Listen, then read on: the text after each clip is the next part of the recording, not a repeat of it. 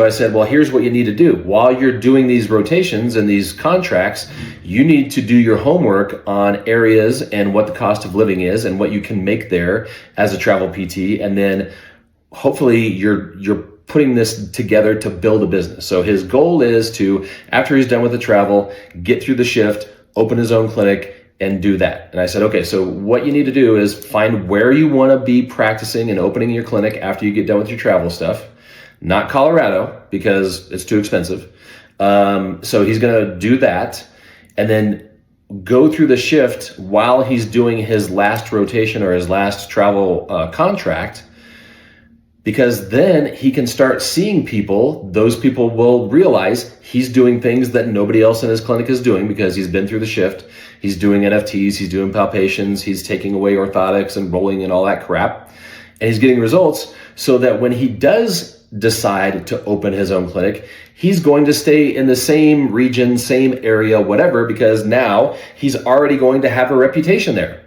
So when he goes and opens his own clinic doing 180, and he's the only one there with that diversification, that skill set, and those results, now his business takes off.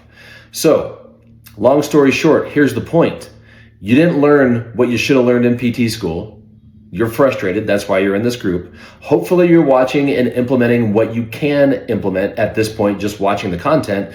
But if you're in the position where you can get in the shift, waiting is not going to solve your problem. It's going to make things worse, because the more you hang out with people whose clinical skills and problem solving and critical thinking skills suck, the more yours will suck too. It's just a fact. If you're not around high-level practitioners, you become a low-level practitioner. So the way you get around high-level practitioners is you join a community that has those practitioners in it, which is the 180 System community. So you're in our small, kind of like our big, overwhelming community in the Facebook group, but the overwhelming majority of the people that are in this group have not been through the shift. So you're not really rubbing elbows with the people that you need to be rubbing elbows with. That's what you get when you get in the shift. So you get to use our community to your advantage to rub elbows with them, be exposed to them, and then your skill set increases, thinking increases, and that's how your career takes off.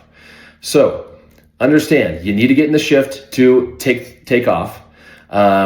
Waiting isn't going to help. So if you're in this guy's position and you're a new grad that's dead broke, and it's going to take you a little while to accumulate the funds to do it, take the time to accumulate the funds, and then realize you've got 3 payment options once you get into the shift. So you can pay all in one shot, which you might not be able to afford to do. You can break it in 2, which you might not be able to afford to do, but you can also break it into 5 payments over 5 months, which, if you're putting your money away, you're not wasting on Starbucks, you're not going on vacations that you can't afford, you're not racking up credit card debt that you can't afford, you're not wasting your time watching Netflix, you're not doing the things that is burning your money, you're actually putting your money into a product that's going to make you more money and get you out of the broken system. So you're not just fed up every Friday. So if you're ending this Friday fed up because you didn't make the move on Tuesday to get in the shift, it's time to get in the shift.